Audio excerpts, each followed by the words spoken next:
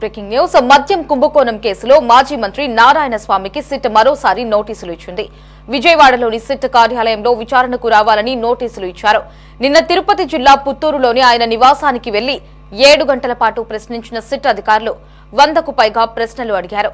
మద్యం విధానం రూపకల్పన, సరఫరా ఆర్డర్ల జారీని ఆటోమేటెడ్ నుంచి మాన్యువల్లోకి మార్చడం సహా ఇతర కీలక నిర్ణయాల గురించి అన్ని పైవాళ్లకే తెలుసు, తనకేమీ తెలియదు, వారి ఆదేశాలే పాటించానని చెప్పారు. మాజీ మంత్రి నారాయణ స్వామి సెల్ ఫోన్, ల్యాప్టాప్ ను సిట్ అధికారులు స్వాధీనం చేసుకున్నారు. ఇక ఫోరెన్సిక్ నిపుణుల బృందాన్ని తీసుకువెళ్లి వాటిలోని డేటా సమాచారాన్ని వెలికి తీశారు. దాన్ని విశ్లేషించబోతున్నారు.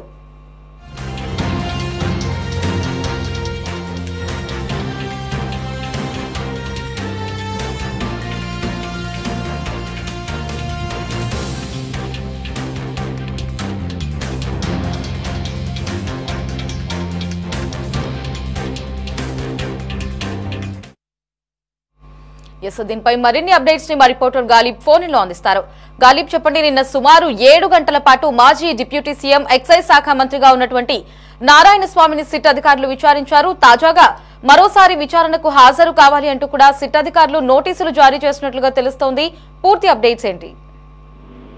మాజీ మంత్రి, అప్పటి వైసీపీ హయాంలోని ఎక్సైజ్ శాఖ మంత్రిగా ఉన్న నారాయణ స్వామి విచారణ మొత్తం 7 గంటల పాటు సిట్ అధికారులు చేయడం జరిగింది.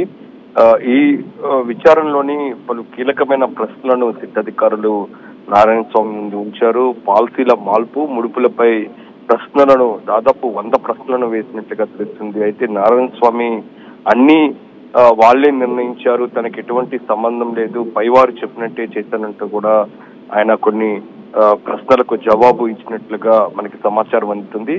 అయితే ల్యాప్టాప్ అట్లాగే మొబైల్ ఫోన్ ను నారాయణ స్వామికి సంబంధించిన సిట్ అధికారులు సీజ్ చేసి తీసుకెళ్లడం జరిగింది.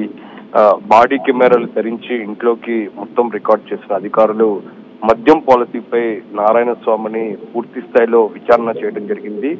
ప్రధానంగా దోపిడీకి అనుకూలంగా జగన్ ప్రభుత్వం తీసుకొచ్చిన మద్యం పాలసీ, ఆన్లైన్ ఆర్డర్ల విధానం రద్దు, మద్యం కొనుగోలులో డిజిటల్ పేమెంట్ విధానాన్ని పక్కన పెట్టడంపై సిట్ అధికారుల ప్రశ్నకు అన్ని నిర్ణయాలు పైవాళ్లే తీసుకున్నారంటూ కూడా ఒకటే జవాబు పదే పదే నారాయణ స్వామి చెప్పినట్లుగా మనకి సమాచారం అందుతుంది.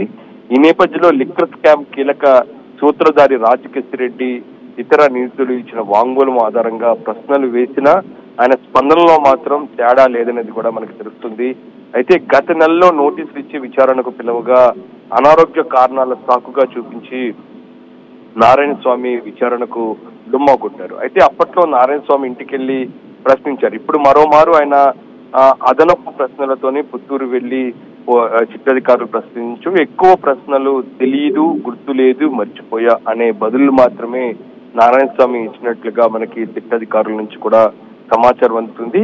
అయితే ప్రభుత్వం మద్యం షాపులు పెట్టాలన్న పాలసీ నిర్ణయంపై మీరు సంతకం చేశారా కదా అని ఎవరి ఒత్తిడితో చేశారనే అడగ్గా అంతా పైవాళ్లే అంటూ కూడా సమాధానం ఇచ్చినట్లుగా మనకి తెలుస్తుంది. అంటే ఓవరాల్ గా ఎక్కడ పూర్తి స్థాయి సమాచారం మాత్రం బయటికి రాకుండా నారాయణ స్వామి జాగ్రత్తలు తీసుకున్నారనేది కూడా మనకు అర్థమవుతుంది.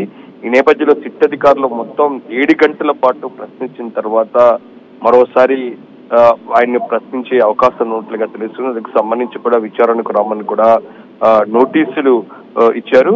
అయితే సిట్ అధికారులు పుత్తూరుకు వెళ్లే ముందుగానే ఒక పకడ్బందీగా కొన్ని నిర్ణయాలతో వెళ్లారు. ఎందుకంటే పుత్తూరు పట్టణం ఎస్బీఐ కాలనీలో నివాసం ఉంటున్న నారాయణ స్వామి ప్రశ్నించేందుకు సిట్ అధికారులు ఒక ప్రణాళికలతో వెళ్ళినట్లుగా మనకి సమాచారం అందుతుంది. జిల్లా ఎస్పీకి ముందుగానే సమాచారం ఇచ్చి బందోబస్తు ఏర్పాటు చేయాలని కూడా కోరారు. సిట్టు బృందంలో సీనియర్ ఐపీఎస్ అధికారితో పాటు 4 డిఎస్పీలు కూడా ఉన్నారు. ఉదయం 11 గంటలకు బాడీ వార్న్ కెమెరాలతోని నారాయణ స్వామి ఇంట్లోకి ప్రవేశించారు. 3 అంతస్తుల భవనంలోకి 2వ అంతస్తులో ఆయన కార్యాలయంలో విచారణ ప్రక్రియ కొనసాగించారు. విచారణను ఆడియో వీడియో రికార్డింగ్ మొత్తం మాత్రం సిట్ అధికారులు చేయడం జరిగింది. అయితే ఇందుకు సంబంధించిన విచారణలోని పూర్తి స్థాయిలోని నారాయణ స్వామి ఎక్కడ సహకరించకపోవడంతో నారాయణ స్వామికి సంబంధించిన ల్యాప్టాప్ అట్లాగే మొబైల్ ఫోన్ ను సిట్ అధికారులు స్వాధీనం చేసుకున్నట్లుగా మనకి సమాచారం అందుతుంది. 2 మహిళా వ్యూవర్ల సమక్షంలో పంచనామా నిర్వహించి వీటిని స్వాధీనం చేసుకున్నారు. దీంతో పాటు నారాయణ స్వామి వాగ్మూలం కూడా వారి సమక్షంలోనే నమోదు చేయడం జరిగింది. అయితే విఆర్ఓల రాకతో నారాయణ స్వామి అరెస్ట్ చేస్తున్నారనే ప్రచారం నిన్న మాత్రం భారీ ఎత్తున జరిగింది. అయితే దీంతో జీడీ నెల్లూరు నియోజకవర్గం నుంచి కొందరు వైసీపీ కార్యకర్తలు అక్కడికి చేరుకున్నారు. వారిని పోలీసులు అక్కడి నుంచి పంపించడం జరిగింది. అయితే మొత్తం మీద విచారణలోని ప్రశ్నలకు కూల్ గా సమాధానం చెప్పారు నారాయణ స్వామి. భవిష్యత్తులో మళ్లీ వచ్చి విచారించిన సహకరిస్తాననేది కూడా చెప్పినట్లుగా మనకి సమాచారం అవుతుంది. సిట్ అధికారులు నార్మల్ ప్రాసెస్ లో భాగంగానే విచారణకు వచ్చారని, వారికి సహకరించాం కాబట్టి భయపడాల్సిన పనేం లేదంటూ కూడా నారాయణ స్వామి కుమార్తె సిట్ విచారణ జరిగే సమయంలో మీడియాకు వెల్లడించడం జరిగింది. అంటే ఓవరాల్ గా మొత్తం 7 గంటలకు సంబంధించిన విచారణలో చూసుకున్నట్టయితే పాలసీల మార్పు, ముడుపులపై ప్రశ్నలు లాంటి అంశాలకు నారాయణ స్వామి ఎక్కడ సూటిగా సమాధానం చెప్పలేదు, భయవాళ్ళు చెప్పింది చేశానంటూ కూడా వ్యాఖ్యలు చేసిన పరిస్థితి ఉన్న నేపథ్యంలో మరోసారి నారాయణ స్వామిని సిట్ అధికారులు విచారణకు పిలిచే అవకాశాలు ఎక్కువగా ఉన్నాయి. ఎస్ గాలిబ్, అయితే నిన్న నారాయణ స్వామి విచారణలో భాగంగా ఆయన ఇంట్లో కూడా కొంత సోదాలు చేశారు. అలాగే సెల్ ఫోన్, ల్యాప్టాప్ కి సంబంధించిన డేటాను కూడా సిట్ అధికారులు విశ్లేషించారు.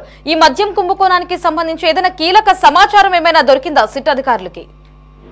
అయితే తొలుతగా విచారణ జరిగిన తర్వాత సిట్ అధికారులు ల్యాప్టాప్, ఫోన్ పంచనామా స్థానిక విఆర్ఓల ఆధ్వర్యంలో పంచనామా చేసి తీసుకున్నారు. అయితే తర్వాత దాన్ని ల్యాబ్ కు పంపిస్తారు. ఫోరెన్సిక్ ల్యాబ్ కి పంపించిన తర్వాత ఆ 2 పరికరాలకు సంబంధించి రికవరీ చేస్తారు. రికవరీ చేసిన తర్వాతే పూర్తి సమాచారం వచ్చే అవకాశాలు ఉంటాయి. ఎందుకంటే ఈ లిక్కర్ స్కామ్ కేసులోని చాలా కీలకంగా ఎలక్ట్రానిక్ పరికరాలు ఉన్నాయని చెప్పుకోవచ్చు.